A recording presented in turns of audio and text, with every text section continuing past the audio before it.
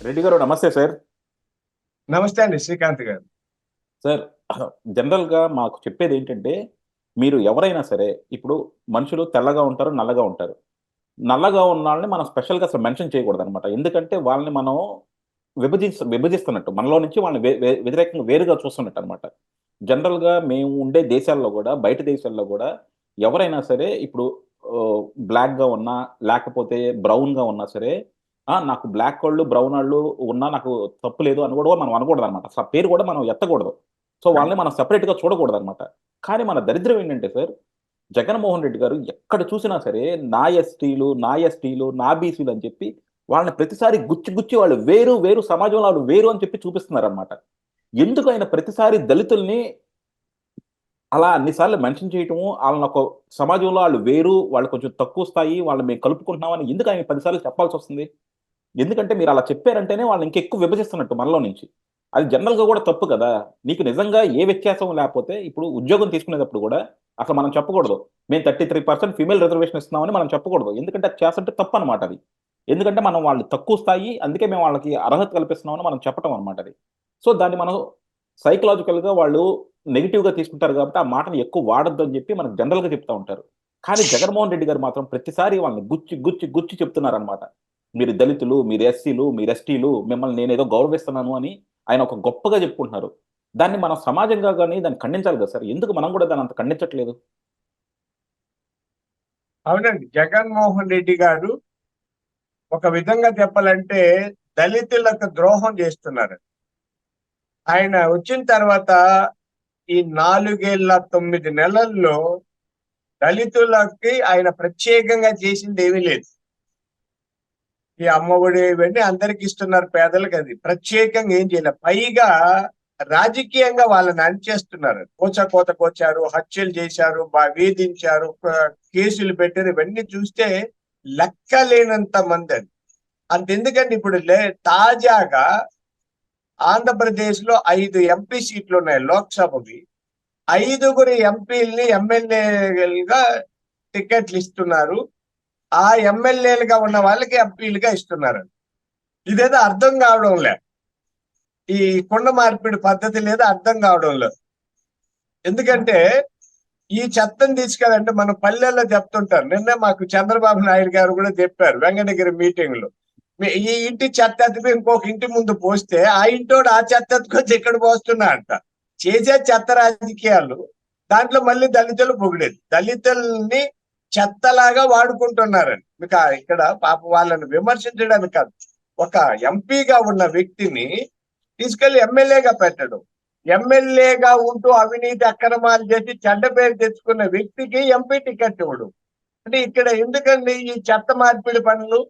అంటే ఆయన ఎప్పుడు కూడా ఓట్ల కోసం చూస్తున్నాడు తప్ప ఆ వర్గాలని అభివృద్ధి చేయడం కోసం ఎలాంటి ప్రయత్నం చేయలేదనేది స్పష్టంగా తెలుస్తుంది.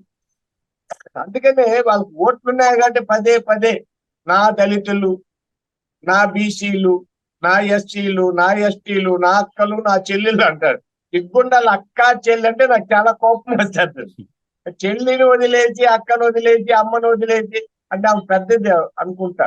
అంటే రేపొద్దున ఈళ్ళని గూడా ఇలాగే వాడుకొని వదిలేస్తా అని చెప్పటం సార్. మనం అర్థం చేసుకోవట్ల అది. వదిలేస్తారు. ఇప్పుడు హ్మ్. ఇప్పుడు వివేకానంద రెడ్డి గారి కూతురు ఈయనకంటే పెద్దది అక్క అవుతుంది అనుకుంటా. అక్కో చెల్లె నాకు తెలియదు. అక్కల్ని చెల్లెలు వదిలేసి నా అక్కలు, నా దళిత అక్కలు, నా ఎస్టీలు, ఇవన్నీ డ్రామాలండి. అంటే జగన్మోహన్ రెడ్డి గారికి ఎవరు నేర్పిస్తున్నారో రాజకీయాలు అర్థం కావడం లేదు. ఆయన ఏం మాట్లాడితే నన్ను ఎవరు అడిగారు, సార్ మీరు సైకాలజిస్ట్ కదా, బాగా చరిత్ర, ప్రపంచ చరిత్ర కూడా చదివారు. గతంలో ఏ నాయకుడితో అయినా జగన్మోహన్ రెడ్డి గారిని పోల్చగలరా అని. ఇంతవరకు పుట్టనే లేదని చెప్పాను నేను. ప్రపంచంలో ఏ దేశంలో కూడా జగన్మోహన్ రెడ్డి గారి లాంటి నాయకుడు పుట్టుంటే కదా. ఇప్పుడు హిట్లర్ అనుకుందాం, ఆయన ఒక నియంత. ఓహో, ఈయనలా నియంత గుణాలు ఉంటే అవే చెప్పొచ్చు హిట్లర్ లాంటోడని.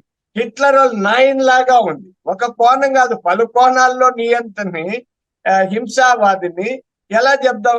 అతనిలో ఒక ఉండేది, హిట్లర్ లో కూడా ఒక సానుకూలమైన లక్ష్యాలు ఉండేటివి. ఈయనకి ఆ సానుకూలమైన లక్ష్యాలు లేదు. అణిచివేత, ఊచకోత, దోపిడీలు, దొంగతనాలు, అక్రమ సంపాదనలు, అవినీతిలే. ఇతను అతను ఎలా పోలుస్తాం? పోనీ ఆ, దుర్యోధనుడితో ఆ, పోలుద్దాం చరిత్ర అంటే అది కాదు, రావణాసుడితో పోలుద్దాం అంటే అది కాదు. ఇలాంటి వ్యక్తి వరకు పుట్టలేదు. ఆహా. ఏం కానీ అంటే ఇక్కడ ఇక్కడ ఒకటి చెప్పాలి సార్, మీరు హిట్లర్ పేరు తెచ్చారు కాబట్టి హిట్లర్ అంత అరాచకంగా పాలన చేశారనే తర్వాత అందరూ చెప్పుకుంటారు, కానీ హిట్లర్ చేసినంత డెవలప్మెంట్ కూడా ఎవరు చేయలేదన్నమాట. ఈ రోజు జర్మనీలో కనుక రోడ్లు, హైవేలు కనుక ఇంత స్ట్రాంగ్ గా ఉన్నాయంటే ఆ రోజు హిట్లర్ చేసిన పునాదే. అలాగే జర్మనీ ఇంజనీరింగ్ లో ఇంత స్ట్రాంగ్ గా ఉందంటే ఆ రోజు హిట్లర్ వేసిన పునాదే. సో హిట్లర్ కనీసం డెవలప్మెంట్, అలాగే వెల్ఫేర్ కూడా చాలా బాగా తీసుకొచ్చాడు. ఆయనకున్న ఒకే ఒక దుర్లక్షణం ఏంటంటే ఒక జాతి పట్ల హేటెడ్ అన్నమాట. కానీ మన జగన్ వారిలో చూసుకుంటే ఆయనకి జాతుల పట్ల హేట్రేడ్ ఉంది. అలాగే వీళ్ళని డెవలప్మెంట్ పక్షాన లేడు. ఏదీ లేదనమాట. కనీసం ఒక్క గుణం కూడా లేదు మీరు చెప్పినట్టు. చాలా బాగా చెప్పారండి. హిట్లర్ అంటే ఒక అభివృద్ధి కాముకుడు నియంత అయితే ఆ దేశం చాలా అభివృద్ధి చెందుతుంది. కొన్ని సందర్భాల్లో ప్రజాస్వామ్యయుతంగా ఉంటే కూడా అనుకున్నంత అభివృద్ధి చేయలేం. ఉదాహరణ చెప్తాను, కొన్ని చోట్ల లేనిపోని అవరోధాలు, అడ్డంకులు వస్తుంటాయి.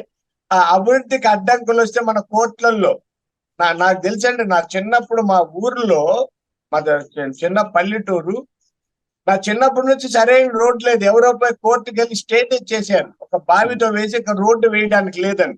75లో నేను కొద్దిప్పుడు ఇంటర్ చదువుతాను, కొంతమందిని పెట్టుకుని దౌర్జన్యంతో రోడ్డు వేసాం. దౌర్జన్యంతో అండి. ఆ హైకోర్టులో స్టే ఉంటే తలకాయలు పగల కొడతాం, స్టే చూసుకోరా అని చెప్పాం. ఇక్కడ ఊరి కోసం మామూలు చట్టబద్ధంగా అంటే నేను క్రిమినల్ అక్కడ, అంతే కదండి. హైకోర్టులో స్టే ఉంటే కూడా బావిని పూడ్చి రోడ్డు వేసామంటే క్రిమినల్ని. హ్మ్. కానీ ఆ గ్రామం కోసం దౌర్జన్యం చేశాం. ఇట్లా చేసినప్పుడు నియంత అంటాం. సానుకూలమైన భావంతో సమాజ హితం కోరే నియంత ప్రజాస్వామ్యబద్ధంగా ఉన్నవాడి కంటే గొప్పోడని నా ఉద్దేశం. కాబట్టి హిట్లర్ చాలా గొప్ప వ్యక్తి అని, ఆయనలో మంచి ఆదర్శాలు ఉంది, తన జాతిని అభివృద్ధి చేయాలనుకుంటున్నారు. జగన్మోహన్ రెడ్డి గారికి జాతి లేదు, కులం లేదు, నీతి లేదు, మతం లేదు, కుటుంబం లేదు. దేనికోసం బతుకుతున్నాడు ఆయనకే తెలియదు. ఎక్కడో నాకు ప్యాలెస్లు ఉన్నాయి, బంగళాలు ఉన్నాయి, నేను అవేవో చూసుకుంటాను, అది అనుభవించేది లేదు. ఇప్పుడు నాకు ఒక అంటే పేరు చిన్నప్పుడు ఒక అతను చెప్పాడు, ఏంటి అని నన్ను అంటారు మీరు, నన్ను హ్మ్. చూస్తే ఊరంతా భయపడతారని మీరు అంటారు. నా కర్మకి భార్య పిల్లలతో సరదాగా ఆడన్న పార్కులో కొంచెం కూర్చొని మీరు తిన్నట్టే వేరుశనగ గింజలు తిందామంటే లేదు, సినిమా థియేటర్ పోదాంటే ఎవడు ఎక్కడ చంపుతాడో తెలియదని. ఈ జగన్మోహన్ రెడ్డి గారు అధికారిక పర్యటనలోకి వస్తేనే పర్దాలు కట్టుకొని బ్యారికేడ్ల మధ్యలో బతకాల్సి వచ్చేవాడికి ఈ సంపద, ఈ ఇంద్ర భవనాలు ఎందుకో నాకు అర్థం కాల. ఇది జగన్మోహన్ రెడ్డి గారు కూడా ఒకసారి ఆలోచించాలని చెప్తున్నానండి. అయ్యా జగన్మోహన్ రెడ్డి గారు, ఎందుకు మీకు ఈ సంపద? మీరు బయటకు రాగలరా? అనుభవించగలరా? చూడగలరా? చేయగలరా? ఎందుకండి ఈ దౌర్భాగ్యపు మానసిక స్థితి? బయటకు రండి, బయటకు రండి. ఏం ముఖ్యమంత్రి అయితే ఏమైపోతుంది? చాలా మంది ముఖ్యమంత్రులు అయిన తర్వాత వీధుల్లో తిరిగే వాళ్ళు నాకు తెలుసు. పేర్లు మొన్న ఒక ఆయన వస్తే 10 మంది కూడా లేరు ఆయన అన్న అనేవాళ్ళు.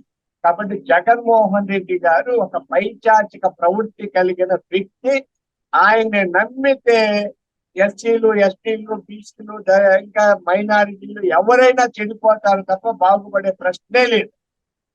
డెఫినెట్ గా సార్. ఎందుకంటే నిజంగా దళిత సోదరులు మాత్రం ఇది ఒకటి నేర్చుకోవాలి.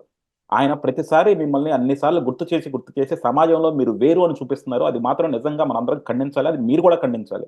సో డెఫినెట్ గా మాత్రం ఆయన చేసే అరాచకాలన్నిటికీ మిమ్మల్ని అందరిని అడ్డు పెట్టుకుంటున్నాడు. అది మీరు తెలుసుకొని రేపు పొద్దున విజ్ఞతతో ప్రవర్తించండి. మీ రాష్ట్రాన్ని మీరు కాపాడుకోండి. Thank you sir. Thank you very much.